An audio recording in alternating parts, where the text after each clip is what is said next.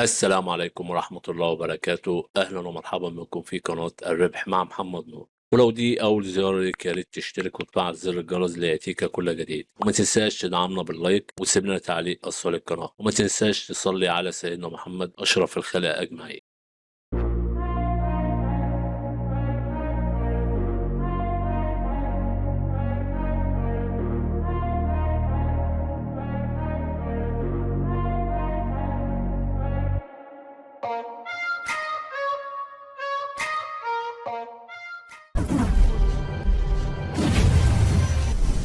النهارده هنتكلم عن بوت جديد. البوت اسمه سيمبل كوين. طب ايه اللي مميز البوت ده عن اي بوت تاني؟ البوت ده لاول مره انه يكون ليه منصه، يعني البوت الوحيد الاول اللي عمل منصه له، عمل محفظه خاصه بيه. طبعا اي بوت موجود على التليجرام بيستخدم محفظه التليجرام، يعني اي بوت احنا بنسجل عليه بيقول لك سجل بمحفظه التليجرام.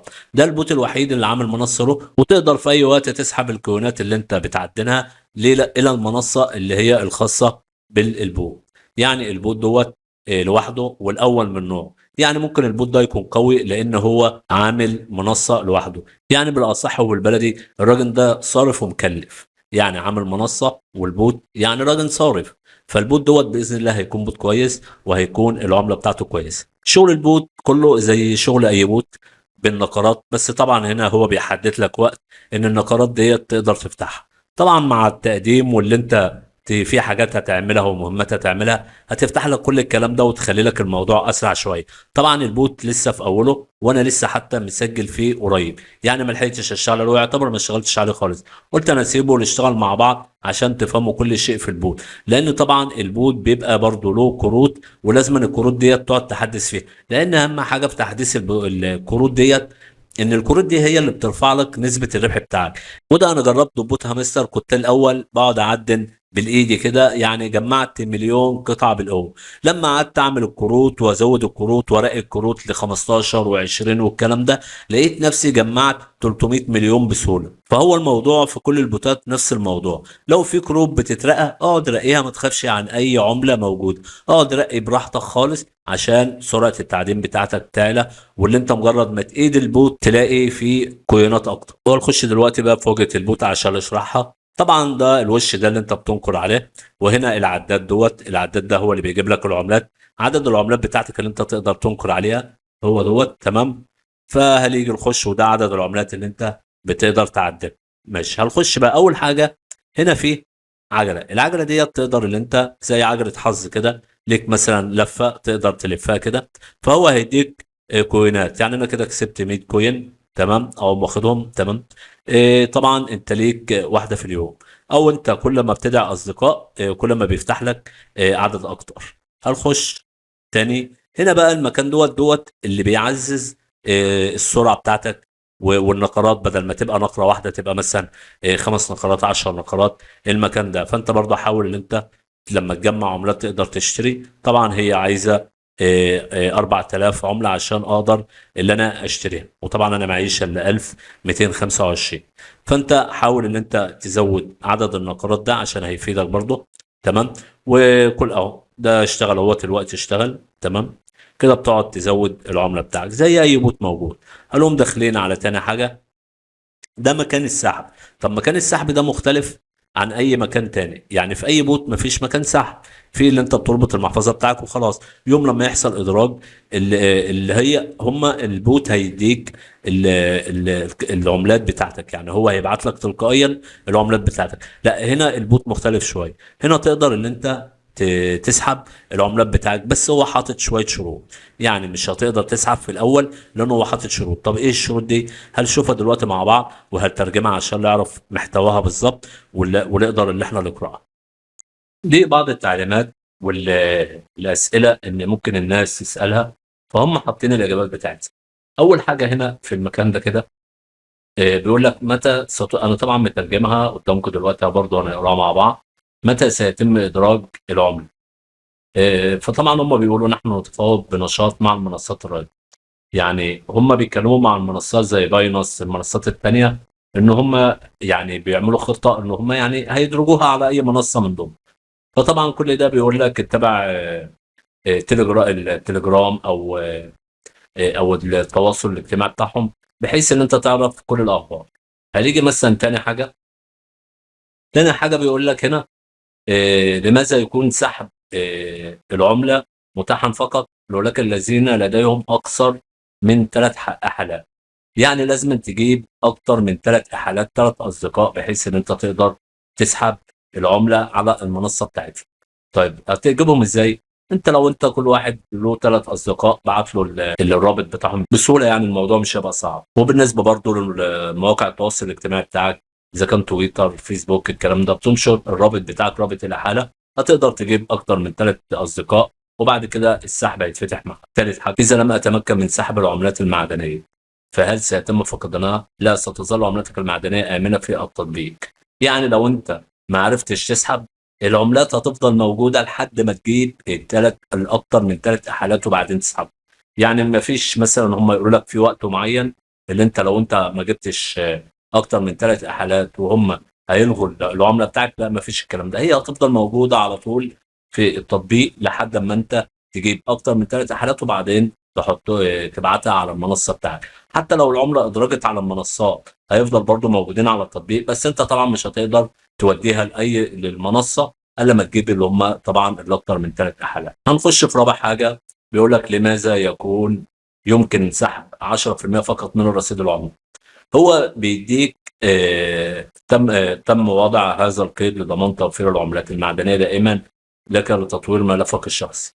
يعني هو مش عايز يخليك تسحب كل العملات والملف بتاعك يبقى فاضي، اللي انت ما تقدرش ترقي الكروت وتعلي سرعه التعدين بتاعك. فعشان كده هو عامل لك 10% اللي انت تقدر تسحبهم، والباقي اللي انت تقدر ترقي لحد ما ترقي اكتر، وكل ما تكسب اكتر. يعني انت مثلا لو كسبت 10 مليون، ما هو هياخد 10% من ال 10 مليون. لو انت عملت مليون واحد هياخد 10% من المليون الواحد. يعني كل ما بترقى اكتر كل ما بتاخد، تقدر في ال 10 مليون دول بيبقوا كتير اكتر. يعني انت لو معاك كميه اكتر، ال 10% اكيد هيبقوا اكتر، تقدر تسحبهم، والباقي تقدر ان انت تزود. طبعا الكلام دوت يعني لحد ما العمله تنضرب والبوت يخلص الايدروب بتاعه، انت هتقدر تسحب عملتك كلها، بقيت عملتك. يعني مش هتفضل تسحب ال 10% فقط. ال 10% دول وانت البوت لسه شغال والايدروب لسه شغال، بس ساعه الادراك هيخلوا كله يسحب كل عملاته على المنصه بتاعته. خامس حاجه والاخيره، هل يمكن ارجاع العملات المعدنيه الى التطبيق البسيط الى سيمبل كوين؟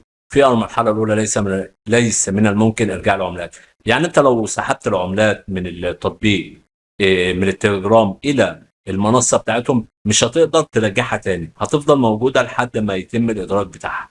طبعا في ممكن بيقول لك خطه اللي هو ممكن بعد كده يعملوا الموضوع ده، ان هم يرجعهم. تقدر ان انت لو احتجت عملات عشان تلاقي اي كارت ولا حاجه، تقدر تاخد من المنصه الى التطبيق في التليجرام. بس طبعا ده لسه بيقول لك، يعني هم ممكن يعملوا الموضوع ده، بس كده كده انت عملاتك مش هتفقد. اذا كانت هنا او هنا عملتك مش هتروح. وبكده يبقى احنا عرفنا كل شيء بالنسبه للاجوبه والاسئله اللي هم حاطينها.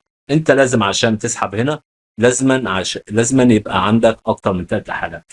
تمام. هنيجي بعد كده بقى ايه، نخش على التطبيق. طبعا انت هنا هتبقى انت منزل، وطبعا هو حاطط لك برضو نفس الشروط اللي تحت دهيت علشان اللي انت تقدر تاخد رابط الاحاله بتاعك زي ما انا خدته كده، وتقدر ان انت تروح مواقع التواصل الاجتماعي بتاعك وتديها لاصدقائك عشان تقدر تجيب اكتر من 3 حالات. يبقى احنا كده عرفنا الثلاثه هنا هم بيعملوا ايه. طب هنيجي بقى للي تحت ضمت. اللي تحت دي المهمات، هتلاقيها برضو في اكتريه البوتات. مهمات اللي انت تقدر تخش تشترك مثلا في المواقع التواصل بتاعتهم. تقدر ديت بيقول لك خش اعمل برضو احالات والكلام دوت. فهنقدر تشوف انت اللي تقدر انت تعمله. يعني ديت اللي انت هتخش تشترك في التليجرام بتاعهم، وبعدين ترجع، وبعدين تعمل تشيك. تمام. وكده يبقى انت خدت العمله دي. دي كلها مهمات تقدر ان انت تنفذها، عباره عن تويتر والتليجرام والكلام ده. فحاجات كلها سهله وبسيطه، انت هتقعد بقى تتسلى فيهم وتجمع على قد ما تقدر من العملات دي لانها هتفيدك. واكيد لما المهمات دي هتخلص اكيد هينزلوا لك مهمات تانيه، فدي هتفيدك برضو في الشغل. هنجرب كده اللي احنا ما نشتركش ونخش ونشوف هو هيديها لنا ولا لا. هو كده برضو اداها لنا، بس انت برضو اشترك بحيث ان ممكن فيما بعد يعوزوا الاشتراكات ديت. فدي مهمات كلها بسيطة وسهلة، فالموضوع مش صعب بالنسبة للمهمات دي. هنرجع بقى عشان نشوف آه، الباقي بيعمل ايه. هنا بقى موضوع الكروت، يعني ديت الكروت اللي انت تقدر اللي انت تلاقيها. وهنا عندك دي العملات اللي بيديها لك في الوقت اللي هو اللي بره ده. الوقت ده العملات اللي بيكتر لك العملات بتاعتك. وهنا ديت ال- التعدين وانت طافي البوت، يعني وانت طافي البوت هو بيقعد يجمع عملات لوحده في كل ساعه، يعني كل ساعه هيجمع لي 10 سلم. طب انا لو معايا مثلا، لو قعدت الاقي الكروت ديت ممكن يجمع لي 100 1000 10000 100000. فكل ما هلاقي الكروت كل ده، كل دي ما هتعلى. والافضل ليا ان دي تعلى، يعني اهم حاجه عندي ان انا اعلي الجزء ده مش الجزء ده، لا اهم حاجه عندي اعلي الجزء ده، لان انا اكتر الوقت مش همسك التليفون وافضل اعمل نقرات عليه. لا انا عايز الموضوع اللي انا ممكن كل ساعه اخش اقوم واخد ايه العملات اللي هو جمعها. ودي كل الكروت طبعا. هنا عندي الكارت دوت. طبعا انا لسه ما رقيتش اي كارت، فانا قلت هرقيه معاكم. انا اقوم مرقين الكارت ده كده واقوم دافعين. بص هنا بقى بقت كام؟ بقت 12 عمله، بقت 12 عمله في الساعه. بيجيب لي كل ساعه 12 عمله. فانا هقعد ارقي كده الكروت ديت، ومش هقلق من المبلغ اللي انا حصلته. اشوف لو في حاجه تانية فتحت عشان ارقيها معايا. ديت برضه اهي. رقي زي ما انت عايز، اي كارت يقابلك رقيه. حاول مثلا ان انت تمشي بالترتيب، مثلا لو هترقي كل كارت مثلا ايه لخمسه، يعني مثلا همسك الكارت ده افضل ارقيه كده لحد ما احاول اخليه يفتح لي اي حاجه من القايمه دي. واشوف القايمه الثانيه برضه فتحت اهي. احاول ان انا اقعد ارقي الكروت ديت كده. طبعا انا اموالي خلصت مفيش اي مشكله. اقدر ان انا اخش بعد كده اعمل نقرات، واللي انا اقدر اجمع مبالغ، واللي انا اعمل المهمات ديت هيجمع لي برضه مبلغ حلو. يعني في 10,000 اهيت و1000 وفي 10,000 وفي مبالغ حلوه اللي انا اقدر اجمعها بحيث ان انا اقدر اراقي الكروت. بس صدقني اهم حاجه الجزء ده. اهم حاجه تراقي الكروت وتعلي الجزء ده. ليه؟ لان في البوت هامستر قال شرط ان النقرات اللي احنا بنعملها دي مش هيحاسبونا عليها، يعني مش هيدوها لنا، ما بتتحسبش. اللي هيتحسب سرعه التعدين بتاعك، اللي انت بتكسب من سرعه التعدين هو ده اللي هيتحسب في النهايه. سرعه التعدين وترقيه الكروت. فانت حاول دايما، والمكافآت طبعا اللي بيديها لك في الثلاث كروت اللي هي بتظهر. واكيد ده هيعمل تحديث نفس النظام. هيجي في وقت برضه هيديك ثلاث كروت اللي انت تختارهم بمهمه ويديك عليها كوينات والكلام ده. اكيد انا متاكد اللي هو هيعمل الحركه دي، لان طبعا هو عايز يعمل الحركه دي، او اي بوت بقى بيعمل الحركه دي. ليه؟ لان الناس كلها بقت دلوقتي متجهه للتليجرام، لان التليجرام دلوقتي بقى داخل في موضوع العملات الرقميه، وبقى بينافس الشركات، بقى بتنافس بعض انها تعمل عملات رقميه. فبيحاولوا من اللي هم يصعبوا الموضوع برضو شويه، بحيث ان الناس بقت كتير قوي. يعني ما هو انا كشركه معايا مثلا مليار عمله كمثلا، يعني انا معايا مليار عمله. انا مثلا معايا 200 مليون واحد، 300 مليون واحد، لانه كله متجه لبوتات التليجرام للتعدين دي. فطبعا انا لو معايا مليار وجالي مثلا 300 واحد وكل واحد معاه 500 مليون، طب انا كده مش هيطلع لي حاجه في الاخر، او هوزع العمله كلها. وطبعا كده كده التيم بتاع البوت، الفريق بيبقى هو له نسبه في العملات دي، فهو مش هيقدر يدي الناس كلها وياخد النسبه بتاعته. فعشان كده بيصعب الموضوع شويه، بحيث ان في ناس مش هتعرف تعمل مهمات، في ناس مش عارفه برضو في الموضوع قوي. فهو بيصعب الموضوع شويه. فانا متاكد ان ده برضو هيصعب الموضوع، وباذن الله برضو البوت ده هيبقى داخل الناس عليه كتير، يعني البوت ده هيبقى عليه شغل كتير حلو. تمام. زي ما قلنا اهم حاجه ديت. وهنا المكان اللي انت بتجيب الاصدقاء منه. بتاخد رابط الاحاله بتاعك، بتروح على التليجرام، بتروح على التويتر، بتروح على الفيسبوك، بتنشره عشان تجيب ناس. وهو كده البوت سهل جدا وما فيش اي مشكله. وطبعا هنا هو بقعد اعد كده. تمام. فالبوت سهل ما فيش اي مشكله ولا في اي حاجه. طب انا ممكن مثلا او مشغل البرنامج اللي هو دوت عشان يديني النقرات.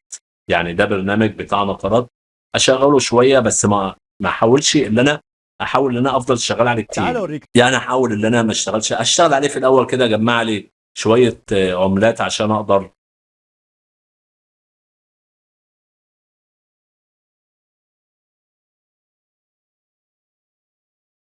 احاول ان انا اجمع شويه عملات عشان اقدر ان انا اراقب كروت، وبعد كده استغنى عنه بحيث ان انا برضه ما يجوش يقولوا من اللي انا بشغل هاكر ولا حاجه او حاجه مني. تمام. هو التطبيق بالنسبه هتلاقوا برضه، هتلاقوا روابط كل شيء موجود اسفل الفيديو في صندوق الوصف. تمام. هقوم شايل دي كده واقوم جايب، انا عامل شرح برضه وهو مع متك على علامه زائد ديت اظهر ده يعتبر صابع، وده تاني صابع كأنها الصوابع بتاعتك. تمام. وده تالت صابع، واقوم مشغل كده. هو بيقعد يعمل نقرات لوحده بسرعه، فدوت برضه هيفيدني في الاول، بس ما احاولش ان انا افضل شغال عليه طول الوقت. يعني انا اشتغل عليه شويه لحد ما اجمع لي فلوس حلوه واخلي سرعه التعدين بتاعتي كويسه، وبعد كده استغنى عن البرنامج دوت وما اشتغلش عليه. دي نصيحه ان انت تعملها، تحاول ان انت ما تشتغلش عليه على قد ما تقدر. تمام. هو طبعا انا هشيله دلوقتي، انا بس بوريكم الطريقه ان البرنامج ده هيكون كويس في التعديل. دلوقتي احنا بقى عايزين ننزل المنصه بتاعته، يعني احنا عرفنا كل حاجه بالنسبه للبوت ده، عايزين ننزل المنصه بتاعته.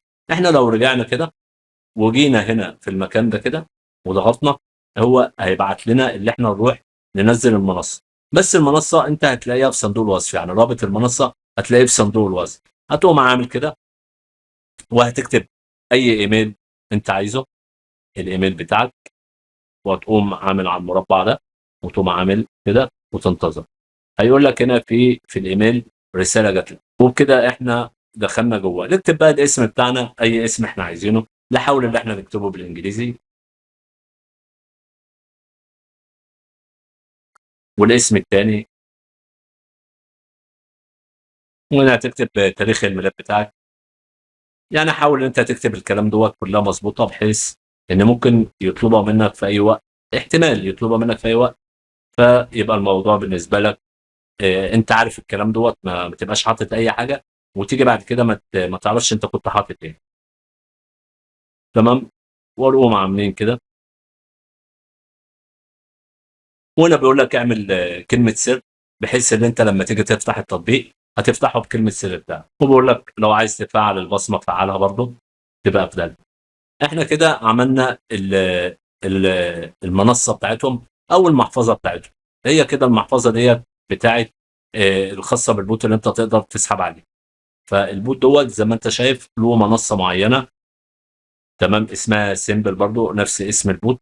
فالبوت هيبقى كويس. طبعا لما هجيب الاحالات هوريكم برضو طريقه السحب عليه، يعني لما انا لسه عامل الفيديو حالا، فلما باذن الله هجيب اكتر من 3 حالات هقوم شرح لكم طريقه السحب، بحيث برضو ان انتم تبقوا عارفين طريقه السحب. ويبقى احنا كده، يبقى احنا قلنا كل حاجه بالنسبه للبوت ده، وبوت سهل وجميل اشتغلوا عليه. وباذن الله لو في حاجات احسن هجيبها لكم. ولو في اي استفسار او اي شيء او اي ولو في اي استفسار او اي شيء في القناه عايزينه اكتبوا لي في التعليقات تحت، وانا باذن الله هرد عليكم. ولو في اي برنامج عايزين ان انا اشرحه ولا حاجه واعرفكم كل شيء عنه، برضه ابعتوا لي في البرنامج في التعليقات تحت، وانا باذن الله هرد عليكم. والسلام عليكم ورحمه الله وبركاته.